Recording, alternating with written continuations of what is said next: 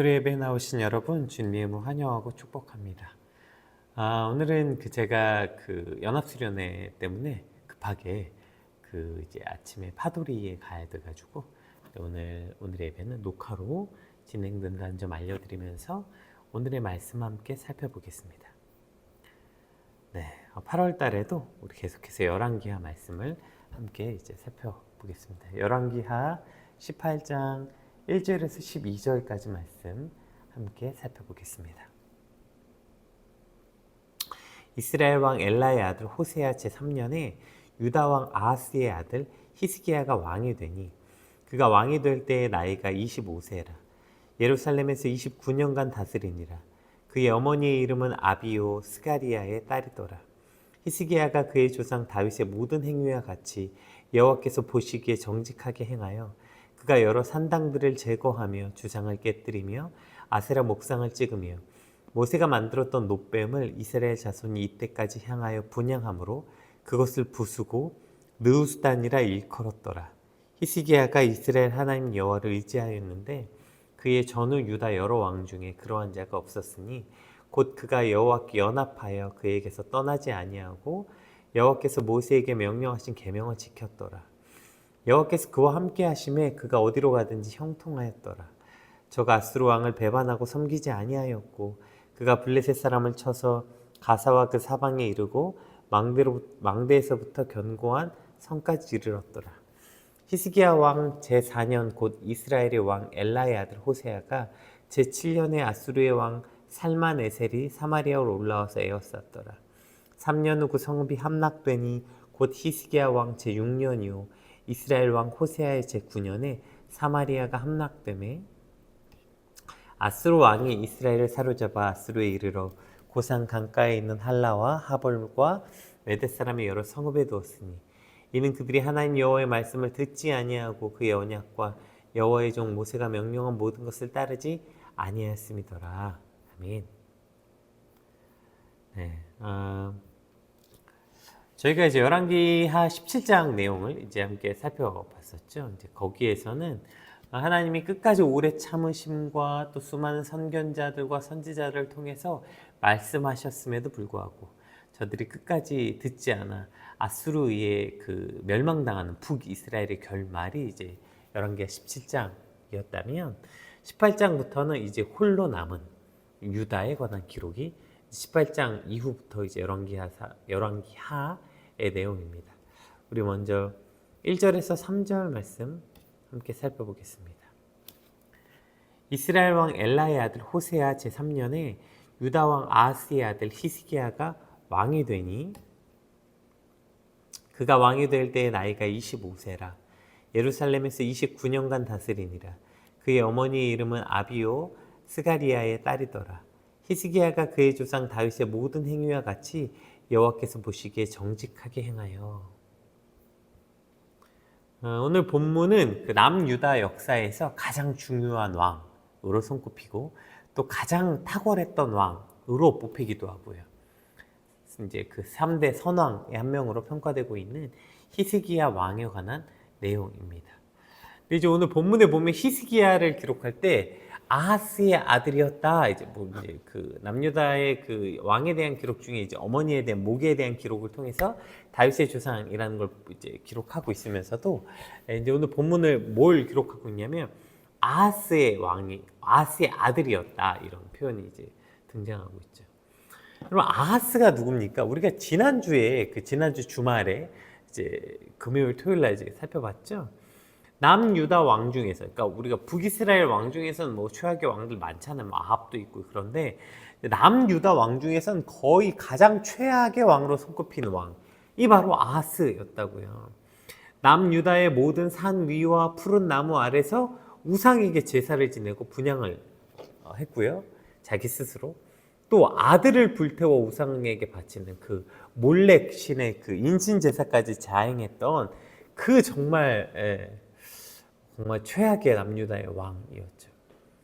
그런데 최악의 왕이었던 아하스의 아들이 남유다의 선왕이라고 불리는 히스기야의 아버지였다. 여러분 이걸 우리가 어떻게 받아들일 수 있을까요? 아니 어떻게 저런 아버지 아래서 히스기야 같은 왕이 나올 수 있었을까? 아니 어떻게 저런 아버지 아래서 다윗의 길로 행했던 하나님 보시기에 정직한 왕이 도대체 어떻게 나올 수 있을까요? 여러분, 이게 어떻게 가능한 걸까요? 저는 이 본문을 읽으면서 이것이 얼마나 큰 위로와 은혜가 됐는지 모르겠어요. 사실 말이 안 되잖아요. 그러니까 좋은 믿음을 가진 부모의 밑에서 믿음의 교육을 받고 자라도 히스기야 같이 정말 저렇게 모든 우상과 산당을 부수고 저렇게 선왕이 될까 말까 한데 어떻게 저런 악한 아버지, 최악의 아버지, 최악의 가정에서 자란 히스기야가 하나님 보시기에 정직하고 유다 여러 왕 중에 그러한 자가 없었다라는 평가를 받은 이 얼마나 놀라운 일입니까? 어떻게 이럴 수가 있을까요? 어떻게 이럴 수가 있을까요? 어떻게 그럴 수 있었겠어요? 하나님의 강권적인 역사와 은혜 가운데 일어난 거예요. 상식적으로는 말이 안 돼요. 아하스 같은 아버지 밑에 히스기야 같은 아들이 나타난 것 자체가 교육학적으로나 상식적으로나 말이 안 돼. 근데 어떻게 이런 일이 일어났을까요? 그것이 바로 하나님의 강권적 은혜의 역사 가운데 일어났다는 거예요. 이제 희망이 안 보이는 유다. 도대체 이 아버지 그 왕이 얼마나 이 남유다를 정말 이 우상의 판으로 만들었는지, 이 죄를 어디서부터 도대체 어떻게 손봐야 될지 모르겠는, 그래서 정말 절망, 소망과 희망이 보이지 않는 유다 땅에 과연 그 땅에 다시 하나님을 예배하고 소망한 날이 올 수 있을까 했던 그때에 하나님이 히스기야를 세우셨다는 거예요. 정말 어디서 갑툭튀, 정말 도저히 나올 수 없을 것 같은 상황 가운데, 성경 가운데서 히스기야라는 사람을 세우셔서 그 히스기야 왕을 통해서 다시 한번 유다의 그 여호와 신앙, 그 여호와만 섬기는 신앙으로 다시 남유다를 회복시키셨다고요. 이것이 얼마나 큰 위로입니까? 아무리 봐도 상식적으로는 지금 회복이 안 돼요. 희망이 없어요. 이런 집구석에 무슨 희망이 있겠어요? 저런 부모 밑에 무슨 희망이 있어요? 이제 완전히 자정 능력을 잃어버린 그 유다의 시대와 사회에 무슨 희망이 있겠어요? 근데 그때 하나님께서 정말 인과관계랑 아무 상관없이 그 어떠한 놀라운 한 사람을 통해서 하나님의 역사를 이루셨다는 거예요. 모두 끝났다, 소망이 없다라고 말하는 남유다에 하나님께서 히스기야를 통해 뭘 말씀하시는 거예요? 아직 끝나지 않았다. 내가 오히려 이전보다 더 온전하고 깨끗한 나라를 세워가겠다. 그 하나님의 놀라운 작정과 섭리가 히스기야라는 왕을 등장시켰다는 거예요. 오늘 저와 여러분의 삶 역시 마찬가지예요. 이제 우리 삶이 혹시 너무나도 죄로 만연해서 어디서부터 어떻게 인생을 바로 해야 되는지 모르겠나요? 이런 집, 이런 환경 속에서는 도저히 어떤 꿈도 꿀 수 없는 절망의 상황입니까? 그러나 하나님은 그때 끝나지 않았다. 이전보다 우리를 더 온전히 하겠다. 하나님의 소망의 약속이 히스기야였던 것처럼 오늘 저와 여러분에게 그 소망의 약속, 그분이 바로 예수 그리스도시죠. 내 생각에 소망이 없어 보이고 끝난 것 같지만 그건 내 생각이고요. 하나님을 자꾸 우리의 생각과 우리의 인과관계 속에서 넣어서 생각하려 하니까 소망이 안 보이죠. 내 생각 따위로는 감히 상상도 할 수 없고 짐작도 할 수 없는 그 놀라운 아버지, 그 하나님이 오늘 우리를 통해 다시 한번 우리 삶에 새로운 소망과 희망을 주시겠다는 거예요. 소망 없는 이 땅에, 소망 없는 가정에, 소망 없는 우리 인생에 다시 새롭게 되는 역사를 주신 그 하나님, 오늘 이 본문에 히스기야를 주신 것처럼 그 히스기야 자체가 새로운 소망이었다니까요. 오늘 저와 여러분의 인생에 다시 그 새로운 소망을 주시는 그 하나님을 꿈꾸고 기대하게 되길 주님의 이름으로 축복합니다. 4절 말씀 함께 살펴보겠습니다. 그가 여러 산당을 제거하며 주상을 깨뜨리며 아세라 목상을 찍으며 모세가 만들었던 놋뱀을 이스라엘 자손이 이때까지 향하여 분향함으로 그것을 부수고 느후스단이라 일컬었더라. 자, 이제 그 새로운 소망이 히스기야가 이제 와서 뭘 했냐? 그가 산당을 제거했대. 여러분 아무도 못했잖아요, 산당을. 그동안 뭐 우상을 부순 사람들은 있는데 산당을 못 부쉈다고. 그런데 히스기야 산당부터 제거했대. 왜요? 저 산당에서 그 아버지가 온갖 우상들에게 그 제사를 지냈거든요. 산당은 이 당시에 거의 우상 신전의 거의 뭐 우상 숭배의 거의 산물이었죠. 그러니까 산당부터 제거하고 주상 깨뜨리고 아세라 목상 찍고. 자, 여기까지는 그렇다 한데 여기 뭐가 기록되어 있냐면 특별히 모세가 만들었던 놋뱀을 부쉈다, 이렇게 기록되어 있거든요. 그러니까 이 놋뱀 아시죠? 그 출애굽한 이스라엘 백성들이 광야에서 하나님을 원망했다가 하나님의 진노를 사서 이제 그들이 불뱀에 막 물려 죽었죠. 그때 모세가 하나님께 이제 막 간구해서 하나님이 이제 모세에게 그 놋뱀을 만들라고 해요. 그래서 그 놋뱀을 만들고 그 놋뱀을 보는 사람들은 다시 살게 되었다. 그래서 그 놋뱀, 뭐 이걸 이제 놋뱀은 예수님의 예표로도 생각하고요. 여러 의미가 있고 상징이 있겠죠. 근데 그 놋뱀, 물론 이제 여기서 이 놋뱀이 진짜 모세가 사용했던 놋뱀인가? 대부분은 그렇지 않았을 거라고 생각해요. 나중에 아마 다시 그 놋뱀을 구현해낸 것으로 이제 보게 됩니다. 근데 어쨌든 그 놋뱀 여러분 얼마나 의미 있는 것입니까? 이스라엘의 그 구원의 역사를 상징하는, 그리고 그 광야의 역사를 상징하는 그 놋뱀 얼마나 중요한 기념이에요. 그런데 그 놋뱀마저 부숴버렸다는 거예요. 역사적 유물이고 또 매우 상징적인 물건이었지만, 그러나 여러분 그 사실 놋뱀은 뭐 이방신의 물건도 아니었잖아요. 그런데 하나님께 받은 물건이라고 여겼던 그 놋뱀마저도 부수는 거예요. 왜요? 그 놋뱀이 나중에 상징이 아니라 그것이 또 다른 우상이 되어버렸기 때문이죠. 그리고 지금 이 산당과 이 모든 우상을 깨뜨리면서 그 작은 것 하나, 그래도 저건 우상이 아니었잖아, 저건 하나님이 주신 거잖아, 그리고 저건 역사적으로 너무 중요하잖아, 그리고 저건 남겨둬야지, 그래야 되지 않아? 여러 이유가 있었겠죠. 여러 그 핑계가 있었겠지만 히스기야는 그것부터 부수는 거예요. 왜요? 그 작은 거 하나 남겨두면 거기서부터 저 산당과 저 우상이 다시 시작되는 걸 알았기 때문이에요. 여러분 이게 뭐예요? 성경에서 말했던 진멸이죠. 진멸. 하나도 남겨두지 마라. 악을 진멸하라. 너희가 그 이방 땅에 들어가서 전쟁할 때에 어떤 것 하나도 살려두지 마라. 이게 진멸이에요. 왜요? 그거 하나 남겨두면 그 하나가 금방 뒤돌아서면 백이 되는 것을 보게 되니까요. 오늘 우리 안에서도 예수 믿고 뭐 이것도 버리고 저것도 버리고 뭐 많이 버렸죠. 우리가 예수 믿으면 사실 우리 삶의 여러 가지를 정리하지 않겠습니까? 근데 그럼에도 불구하고 이것은 안 돼. 그리고 이건 그렇게 나쁜 것도 아니잖아. 이건 뭐 사실 그냥 상징이고 내 인생의 어떤 그냥 그런 거야. 그냥 그래서 남겨둔 그거 하나. 사단은 그거 하나 꼬리 잡아서 우리를 다시 우상의 길로 끌어들이게 되는 것이죠. 우리가 예수 믿고 기왕 버리기로 결정했다면 그 찬양 있잖아요. 주 예수보다 더 귀한 것은 없네. 세상 즐거움 다 버리고 세상 자랑 다 버렸네. 다 버리는 거예요. 다 버려도 그거 하나만큼 못 버리겠다는 그거 하나 남겨두면 결국 다 못 버린 거예요. 아무것도 못 버린 거예요. 그거 하나 남겨둔 것 때문에 다시 다 끌고 들어오게 될 거니까요. 오늘 저와 여러분의 인생 가운데 예수 믿는다고 하면서도 여전히 버리지 못하고 남겨둔 그거 하나, 그거 아무리 좋은 의미와 의도로 포장지로 가득 싸봤자 결국에 그거 작은 우상인 것입니다.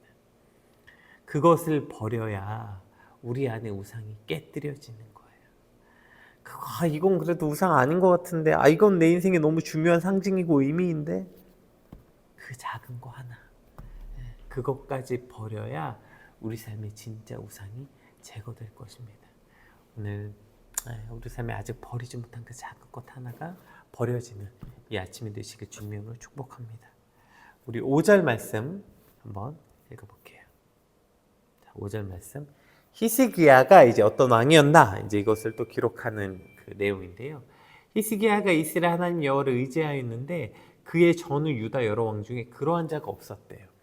그러니까 유다 전후 어떤 왕도 히스기야만큼 여호와를 의지한 왕이 없었다는 참 놀라운 칭호를 듣죠. 물론 히스기야도 나중에 인생이 실패하고 뭐 징계받고 하지만 그러나 그가 하나님을 의지했대요. 하나님을 의지했다. 하나님을 의지했다는 게 뭘 말하는 걸까요? 곧 그가 여호와께 연합하여 그에게서 떠나지 아니하고 여호와께서 모세에게 명령하신 계명을 지켰더라. 이렇게 기록되어 있어요. 그러니까 지금 그 여호와를 의지했다는 게 어떤 의미인가를 뭐라고 처음에 말하냐면 여호와께 연합하여로 시작해요. 그래서 이제 연합했다는 이 단어가 이게 따바크라는 단어인데요. 이게 구약 성경에서 특히 이제 어떨 때 많이 사용되냐면 서로 달라붙어 있어서 절대 분리할 수 없는, 특별히 신체의 각 부분을 묘사하는 거예요. 이해되시죠? 그러니까 뭐죠? 팔과 손이 붙어 있잖아요. 달라붙어 있잖아요. 이거 절대 분리할 수 없잖아요. 이런 신체의 각 부분을 묘사할 때 쓴 거예요. 여러분 이거 신체의 각 부분 붙어 있는 거 이거 하면 딱 뭐가 떠오릅니까? 우리 요한복음의 말씀, 예수님의 말씀이 떠오르죠? 요한복음 15장 5절 한번 읽어볼게요. 나는 포도나무여 너희는 가지라. 그가 내 안에 내가 그 안에 거하면 사람이 열매를 많이 맺나니 나를 떠나선 너희가 아무것도 할 수 없음이라. 아멘. 나는 포도나무, 그러니까 예수님은 포도나무고 우리는 가지라는 거예요. 한 지체로 붙어 있다고요. 나무의 가지가 딱 달라붙어서 분리할 수 없는 상태. 이것이 바로 여호와께 연합된 상태, 그리스도께 연합된 상태. 이게 여호와를 의지하는 거예요. 그러니까 우리가 여호와를 의지했다는 건 이런 거예요. 그러니까 신체의 어떤 부분을 분리할 수 없는 것처럼 하나님과 뗄래야 뗄 수 없는 끈끈하고 깊은 관계가 된 것, 이것이 바로 여호와를 의지하는 거예요. 하나님을 의지한다는 것은 이런 관계 속에 들어가는 거예요. 그래서 완전히 뗄래야 뗄 수 없는 하나님과 완전히 하나 돼서 달라붙어 있는 그러한 관계가 된 것. 이것이 바로 하나님을 의지하는 것이구나. 그런데 여러분, 우리가 하나님을 의지한다고 생각할 때 굉장히 크게 착각하는 게 있어요. 언제 하나님을 의지하냐면 뭔가 내가 아쉬운 게 있고 내가 필요한 게 있을 때, 그래서 내가 필요하고 원하는 것을 이루어 주시는 분, 그때 자꾸 하나님을 의지한대. 뭔가 내 인생에 고통이 있을 때, 어려울 때 하나님을 의지한다. 내 인생에 뭔가 필요를 채워줄 때 하나님을 의지한다. 이럴 때 자꾸 하나님을 의지한다 이렇게 생각해요. 그런데 여러분, 사실 하나님을 의지한다는 건 정반대의 의미입니다.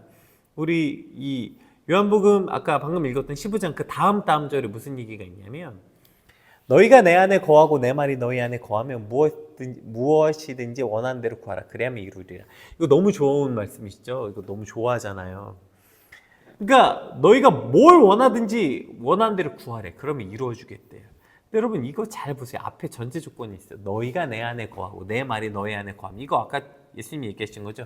예수님은 포도나무고 너희는 가지다. 그 가지가 붙어 있으면, 그렇게 우리가 하나님에 연합되어 있으면 뭘 구해도 들어주시겠대요. 이게 뭘 뜻하는 걸까요?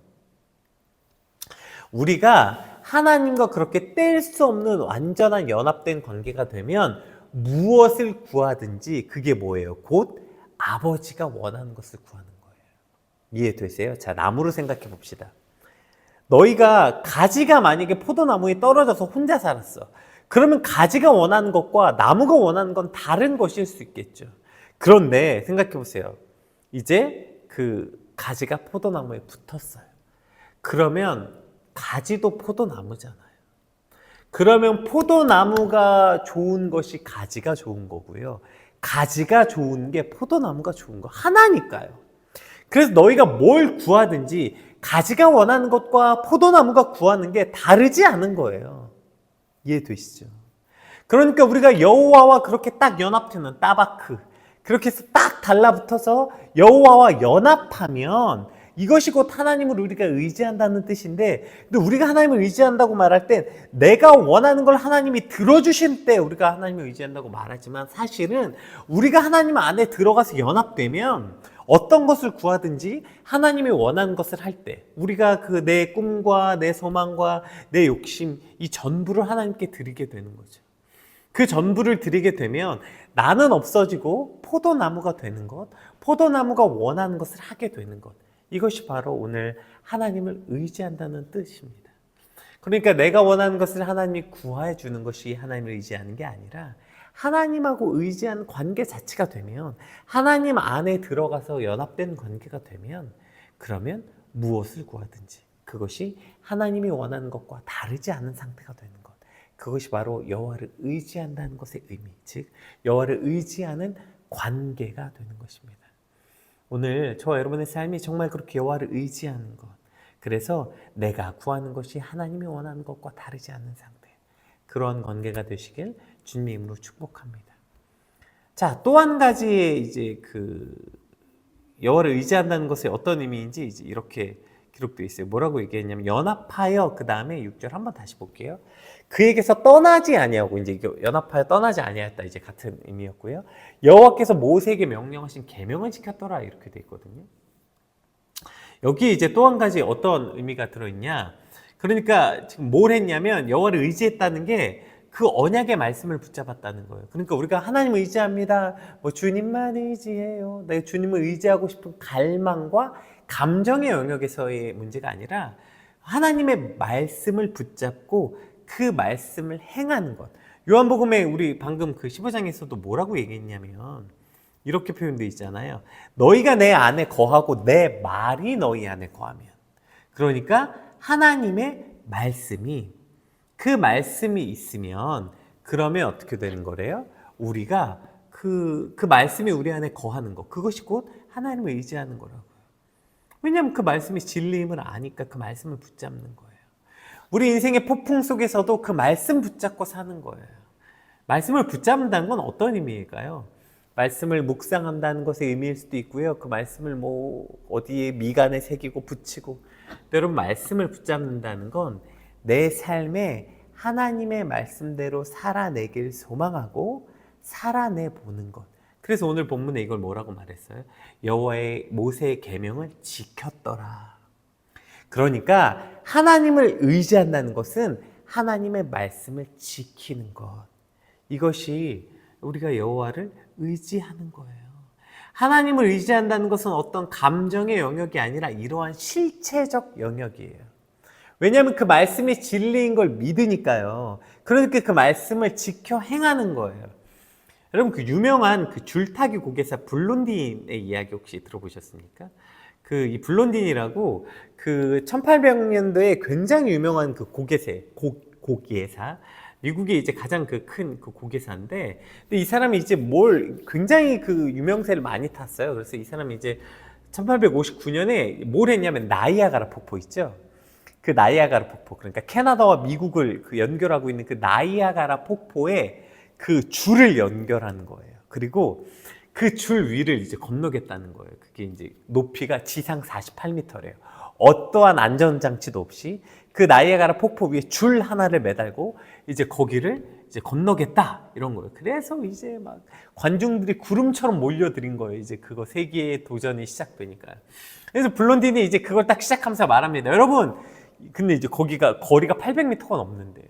여러분, 제가 이 800m가 넘는 이 줄을 무사히 건널 거라고 믿습니까? 그러니까 사람들이 이제 막 할 수 있습니다, 믿습니다 막 한 거예요. 그래서 이제 이걸 어떻게 했냐면 블론딘이, 그러면 내가 두 눈을 가리고 건널려고 하는데, 여러분, 제가 성공할 수 있을 것 같습니까? 사람들이 성공했을 것 같다고. 그래서 진짜 그가 이제 두 눈을 가리고 건너기도 했고요.